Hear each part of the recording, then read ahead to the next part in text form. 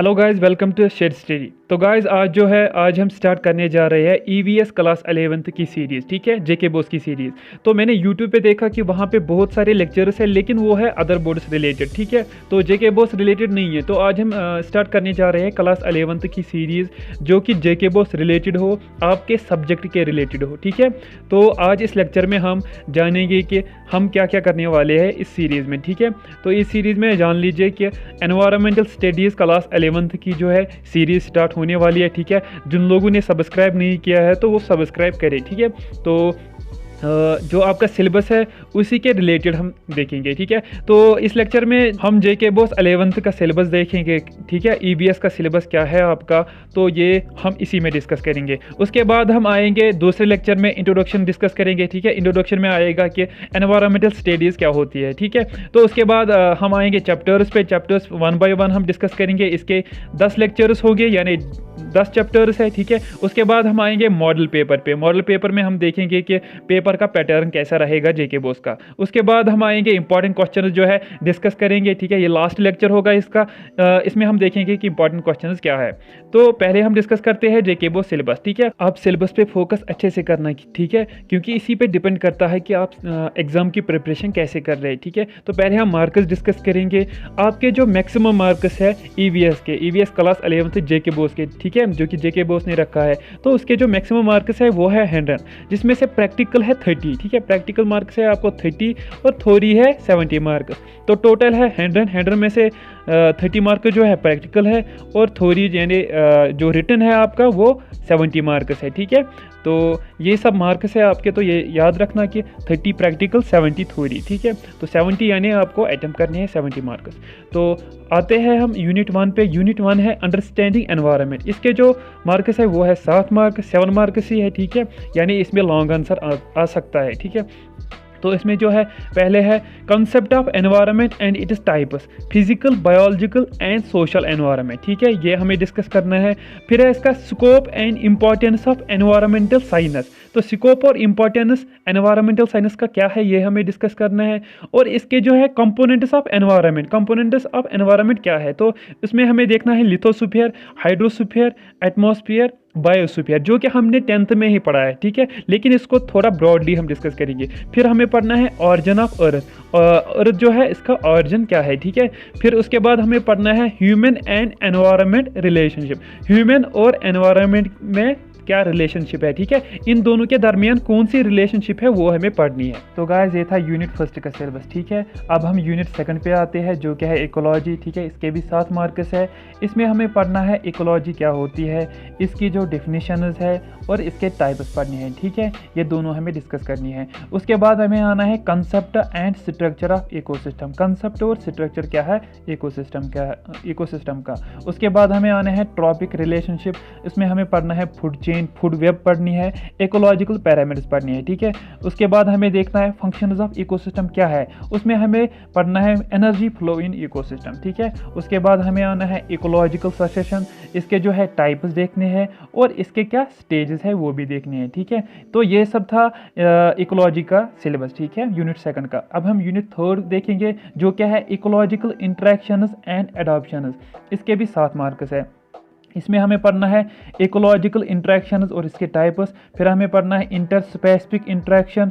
इसमें हमें पढ़ना है पॉजिटिव इंटरेक्शन और नेगेटिव इंटरेक्शन। पॉजिटिव इंटरेक्शन में हमें पढ़ना है म्यूचुअलिज्म, प्रोटोकॉर्पोरेशन, ठीक है, कॉमेंसलिज्म, सिम्बोसिस एंड स्कैवेंजिंग। उसके बाद हमें आना है नेगेटिव इंटरेक्शन में। इसमें हमें पढ़ना है पैरासाइटिज्म, कंपटीशन एंड एमेंसलिज्म। ठीक है, उसके बाद हमें आना है इंटरस्पेसिफिक इंटरेक्शन, जिसमें हमें पढ़ना है कोऑपरेशन एंड कॉम्पिटिटिव एडॉप्शंस। उसका जो है कंसेप्ट और नीड देखनी है। ठीक है, उसके बाद हमें आना है टाइप्स ऑफ एडॉप्टेशंस। ठीक है, उसमें हमें स्पेशल रेफरेंस देनी है विंड को, लाइट को एंड टेम्परेचर को। ठीक है, तो ये था यूनिट 3 का सिलेबस। उसके बाद जो है यूनिट 4 आता है, जो कि है पॉपुलेशन इकोलॉजी। ठीक है, इसके भी 7 मार्क्स है। मैंने आपको पहले ही बताया सभी चैप्टर्स में 7-7 मार्क्स है। तो इसमें हमें पढ़ना है concept of species, population and communities. उसके बाद हमें पढ़ना है पॉपुलेशन डायनेमिक्स। उसमें हमें पढ़ना है population size and density, dispersion ठीक है, नाटालिटी, मोर्टेलिटी, एज स्ट्रक्चर। तो उसके बाद हमें पढ़ना है population growth, exponential and logistic growth पढ़नी है इसमें, ठीक है। तो ये दोनों हम डिस्कस करेंगे। उसके बाद हमें आना है फैक्टर्स रेगुलेटिंग पॉपुलेशन ग्रोथ, ठीक है। उसमें हमें पढ़ना है competition, weather and climate, territory, predation, natural disasters and disease, ठीक है। ये सब जो है ये हमें डिस्कस करना है फैक्टर्स रेगुलेटिंग पॉपुलेशन ग्रोथ में, ठीक है। तो उसके बाद हम आएंगे ह्यूमन पॉपुलेशन ग्रोथ, ठीक है। ह्यूमन पॉपुलेशन ग्रोथ में हमें पढ़ना है मल्थुसियन थ्योरी एंड नियो मल्थुसियन थ्योरी, ठीक है। ये दोनों थ्योरीज हमें पढ़नी है और पढ़ना है डेमोग्राफिक ट्रांजिशन, ठीक है। तो ये था सिलेबस यूनिट 4 का, ठीक है। इसमें हमें ये सब पढ़ना है, ठीक है। उसके बाद हम आते हैं यूनिट 5 पे, जो क्या है एनर्जी रिसोर्सेज। इसके भी 7 मार्क्स है। इसमें हमें पढ़ना है concept of energy resources, non renewable energy और रिन्यूएबल एनर्जी रिसोर्सेज हमें पढ़नी है, जो कि हमने 10th में पढ़ा है, ठीक है।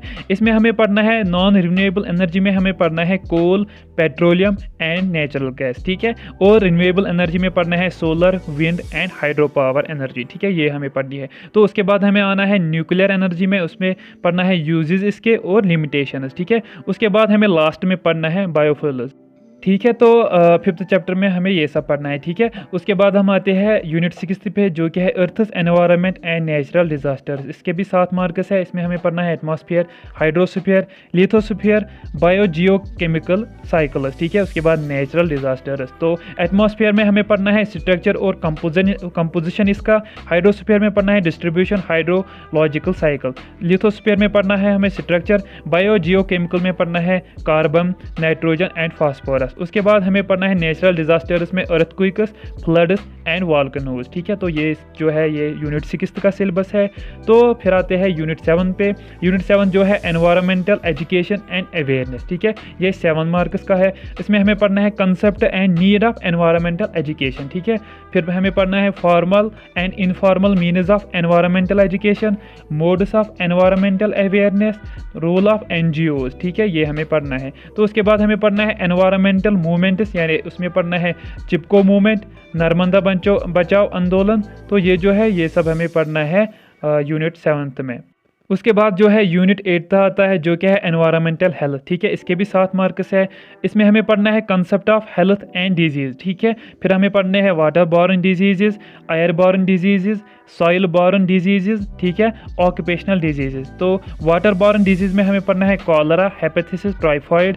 एयर बॉर्न डिजीज़ में पढ़ना है इन्फ्लुएंजा, ट्यूबरकुलोसिस, ठीक है। सॉइल बॉर्न डिजीज़ में पढ़ना है टेटनस, बोचुलिज्म। ऑक्यूपेशनल डिजीज़ में पढ़ना है सिलिकोसिस और एस्बेस्टोसिस, ठीक है। ये सब हमें यूनिट 8 में पढ़ना है। तो यूनिट 9 में हमें पढ़ना है नेचुरल रिसोर्सेज, जो क्या है फॉरेस्ट्री रिसोर्सेज पढ़ना है। फॉरेस्ट्री रिसोर्सेज में हमें पढ़ना है types and uses, animal resources पढ़ने हैं, वाटर रिसोर्सेज पढ़ने हैं, मिनरल रिसोर्सेज पढ़ने हैं और मेडिसिनल प्लांट्स पढ़ने हैं, ठीक है। फॉरेस्ट्री रिसोर्स में पढ़ने हैं टाइप्स इसके और यूजेस, और एनिमल रिसोर्स में पढ़ने हैं fish and live stock. Water resource में पढ़ने हैं fresh and marine. Mineral resource में पढ़ने हैं टाइप्स एंड यूजेस, और मेडिसिनल प्लांट्स में हमें पढ़ने हैं ये जो है ये पढ़ना है with special reference to J&K, ठीक है। इसको जो है स्पेशल रेफरेंस देनी है J&K को। तो यूनिट 10 में आता है, यानी लास्ट यूनिट मैनेजिंग एग्रीकल्चर। इसके भी 7 मार्क्स हैं। इसमें हमें पढ़ना है concept of traditional and modern agriculture, ठीक है। तो ट्रेडिशनल और मॉडर्न एग्रीकल्चर का कंसेप्ट समझना है। और फिर पढ़ना है ग्रीन रेवोल्यूशन क्या होता है और वाइट रेवोल्यूशन। उसके बाद पढ़ना है पेस्टिसाइड्स एंड फर्टिलाइजर्स, इनके क्या टाइप्स है, इनके क्या एडवांटेजेस और डिसएडवांटेजेस है, ठीक है। ये सब हमें पढ़ना है। और उसके बाद पढ़ना है इंटीग्रेटिव पेस्ट कंट्रोल, और उसके बाद पढ़ना है फूड सिक्योरिटी, ठीक है। तो ये सब जो है ये सब हमें यूनिट 10 में पढ़ना है, ठीक है। तो इसके 10 यूनिट्स है। तो ये हुए 10 यूनिट्स का सिलेबस, ठीक है। तो आज हमने क्या डिस्कस किया?